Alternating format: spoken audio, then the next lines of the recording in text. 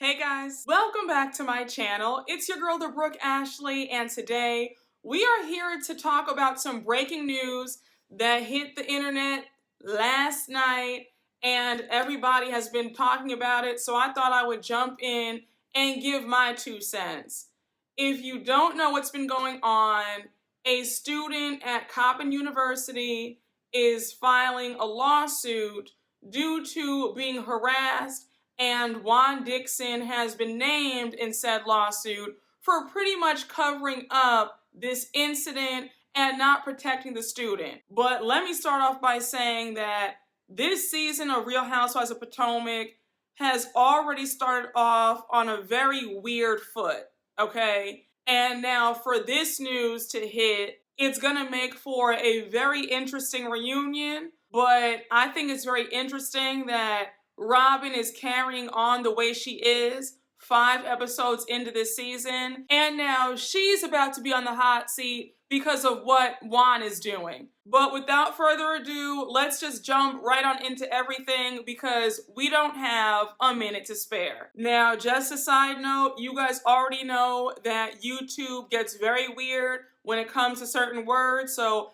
if you see me talking in code or abbreviating, that's why. So the news broke yesterday from the Baltimore Brew that a former player sues Coppin State, where Juan works, over alleged SA and blackmail by assistant coach. A Coppin State University assistant basketball coach catfished a player online into providing intimate photos and texts, then blackmailed him into videotaping a sexual encounter before publicizing the material when the player resisted further demands for sex.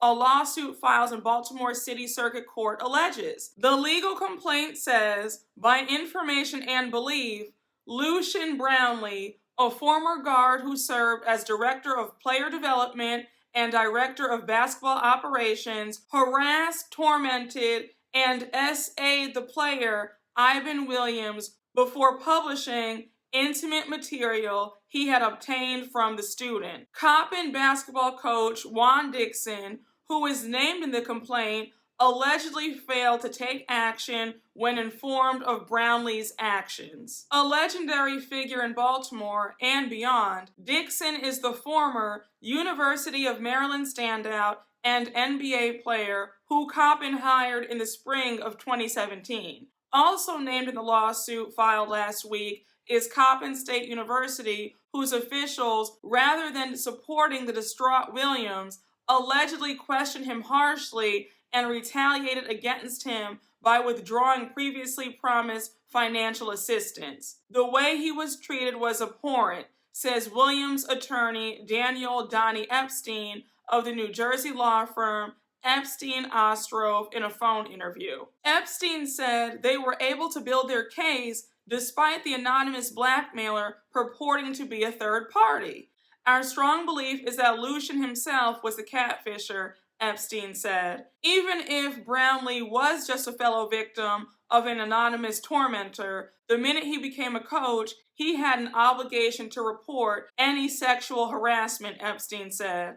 And Dixon, having prior knowledge of issues with Brownlee, according to the complaint, should never have placed him in a position of authority over players, Epstein added. Dixon did not respond to a phone message and an email requesting comment about the matter, nor did the school's athletic director, Derek Carter. Williams says in the complaint that he received a message through social media in the fall of his freshman year from a woman who seemed interested in a romantic relationship.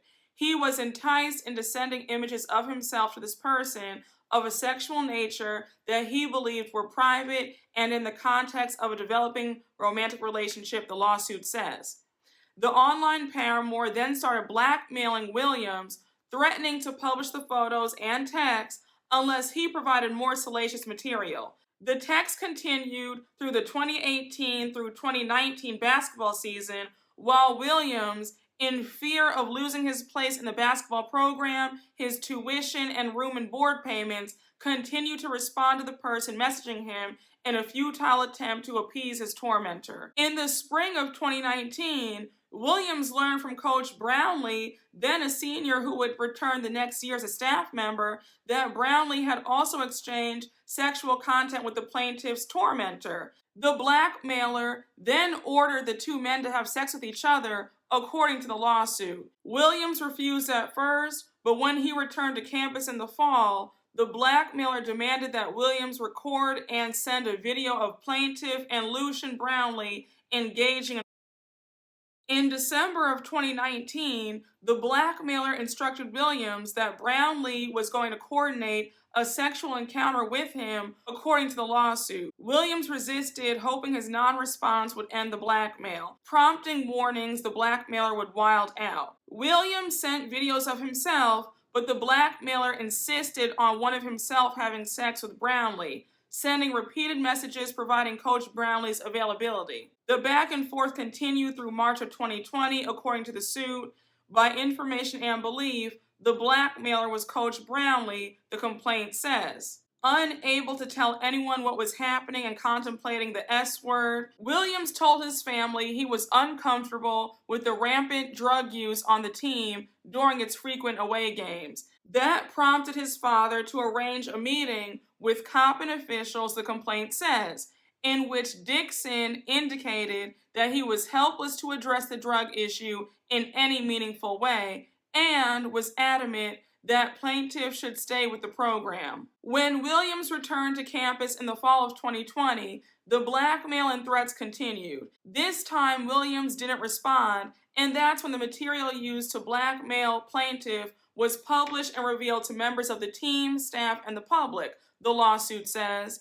Epstein says the material appeared on Instagram and has since been taken down. Dixon directed Williams to come to practice the next day, where the two met, and according to the complaint, Dixon admitted that Lucian Brownlee was mentally ill or otherwise emotionally imbalanced, and that his history was known to the coach, athletic director Derek Carter, and the school. But the complaint says the school, whose policy on sexual misconduct prohibits quid pro quo, stalking, sexual exploitation, coercion, and retaliation, took no action to remedy the situation. Williams asked for an investigation in which, according to the lawsuit, a lawyer for the university further traumatized him with questions about his sexual past and orientation. Coppin State then terminated Williams' housing and tuition assistance. Epstein says he managed to complete the semester by working remotely, then transferred to another school to complete his degree. So let me start off by saying that reading that article was very disturbing. I was very saddened to read the part where the young man thought about taking his own life because he felt like he had nobody to listen to him. He honestly felt like he was out of options. And to be 18, 19, 20 years old and you're being harassed and you are scared to death, like what's going to happen to me? I can't go to my family. I can't go to the coach. The school is pretty much just trying to sweep this under the rug. That is incredibly sad. I'm glad that this young man is speaking up now. I hope that he wins this lawsuit. And I hope that he receives justice because nobody should have to go through something so traumatic. And now I want to talk about Juan Dixon pretty much covering up what happened. We read in the article that the young man went to Juan and all Juan had to say was, well, I mean, he's mentally ill, he's disturbed, he has a history of this, and to pretty much shake it off and keep pushing. That's unacceptable. It's really weird to read that Juan had this allegedly cavalier attitude about this young man being harassed like this. Juan, you have two sons of your own. How would you feel if this was happening to one of them? And it's just so weird that this story breaks while the storylines on Potomac are of men making women feel uncomfortable, i.e. with what Giselle is insinuating about Chris Bassett.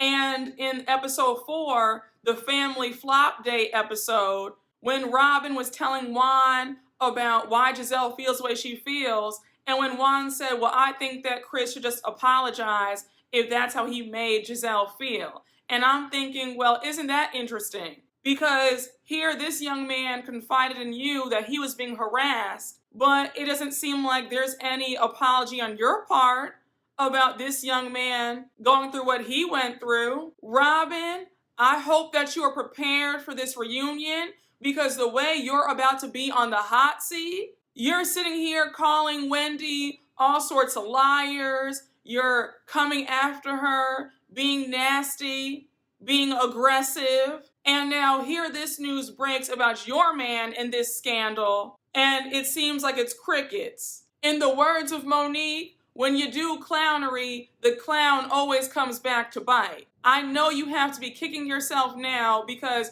you're carrying on the way you are, and now this happens. I will not be surprised if Juan ends up being fired because of this. Because reading that article, like I said, was very sad. And nobody deserves to go through that. I can only imagine what sort of anguish, how scared this young man was. He's just trying to go to college, get an education, play on the basketball team, and now he has somebody harassing him, and he's scared to death. I am praying that this young man and his family receive justice, and I also think that everybody behind this who tried to cover it up deserves to be fired. But y'all, I just thought that I would hop on here quickly and discuss this. I'm dying to hear what you guys have to say about it. But once again, thank you all so much for watching, and you guys already know what to do.